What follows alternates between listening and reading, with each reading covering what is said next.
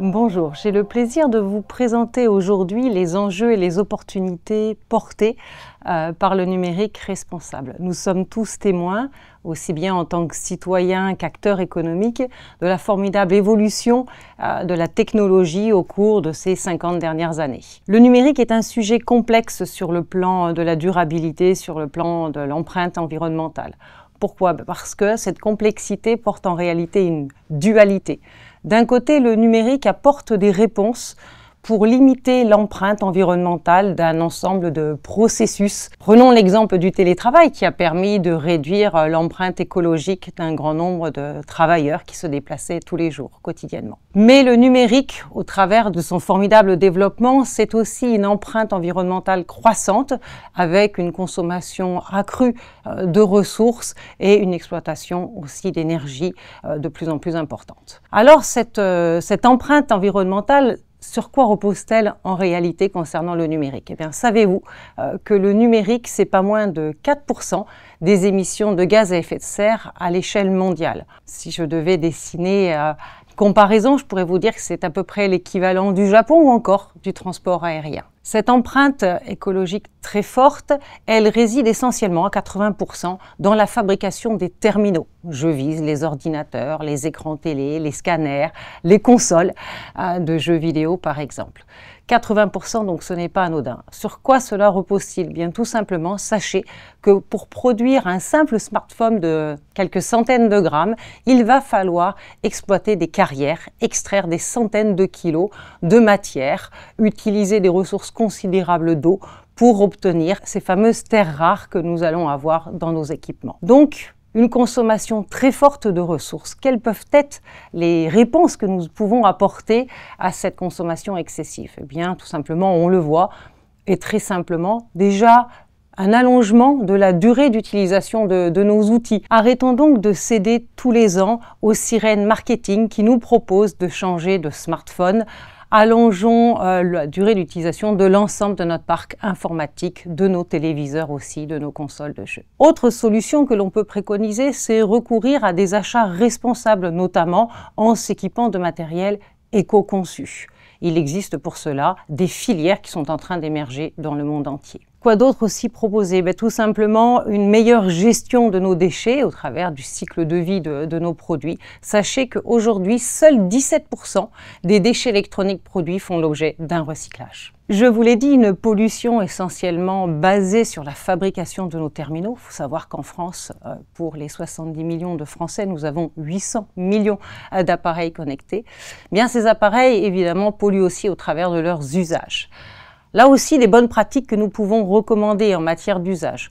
Tout simplement, pensez à éteindre vos appareils quand vous ne les utilisez plus, coupez votre box. La gestion de vos mails aussi. Un petit exemple tout bête, mais le traitement de 20 mails tous les jours pendant un an est équivalent à une empreinte environnementale d'une voiture qui a parcouru 1000 km. Autre usage sur lequel nous pouvons avoir une influence, c'est la limitation de nos consommations de streaming par exemple. À l'heure où Netflix séduit une immense partie de la population, mais vous comprenez qu'il y a là aussi des changements à opérer dans notre mode de fonctionnement, dans notre consommation. Des usages à modérer aussi de l'intelligence artificielle. On n'y pense pas suffisamment, mais sachez que d'adresser de simples requêtes sur ChatGPT, par exemple, consomme plus que de faire une recherche sur Google. Or, je ne vais pas vous faire de dessin, mais vous savez très bien que les data centers consomment excessivement des ressources en eau. Le numérique, ce n'est pas qu'une empreinte écologique, c'est aussi une empreinte sociétale et ce sont aussi des enjeux éthiques. L'empreinte sociétale, déjà on peut en rapprocher une avec l'extraction des minéraux, des terres rares qui se font dans des pays où les droits de l'homme, le travail des enfants n'est pas respecté et on est souvent d'ailleurs dans des zones de conflit. Donc là, on a un premier impact sociologique très fort. Autre impact, c'est celui de l'inclusion. Sachez qu'en France, un Français sur 3 a d'ores et déjà renoncé à effectuer une démarche en ligne Par faute de compétences, de connaissances, on parle alors de fracture numérique. Autre impact en matière d'inclusion, eh bien, il faut quand même savoir que sur la planète, il y a environ 30% de la population qui n'accède toujours pas à Internet. Donc on le voit aussi pour le numérique, des enjeux importants en matière d'inclusion. En matière éthique, concernant le numérique, on va citer des réglementations, et là l'Europe est plus particulièrement à la pointe. Je vais citer 2 textes. Le premier, il s'agit du RGPD, qui a été promu en 2018 et qui vise à protéger les données à caractère personnel et éviter l'exploitation de ces informations. Bref, nous rendre propriétaires de nos données. Autre texte qui est important et qui rentre en application en février 2024, il s'agit du DSA, Digital Services Act, qui s'impose aux grandes plateformes et leur impose de lutter contre de la désinformation, de pratiquer de la transparence sur les traitements qui sont apportés, d'éviter la vente de produits illicites. Des enjeux donc environnementaux, des enjeux éthiques, sociétaux, qui devront être portés par nous tous, citoyens, acteurs économiques, dans un enjeu de durabilité. Tous, nous allons y trouver un intérêt économique, on le voit bien, si nous avons une politique d'achat responsable, eh bien on va tous y retirer un gain économique certain.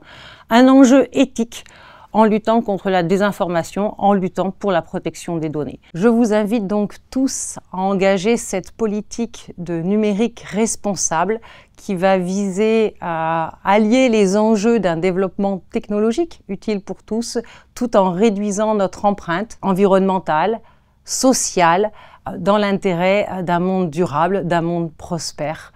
Je vous remercie. Oh.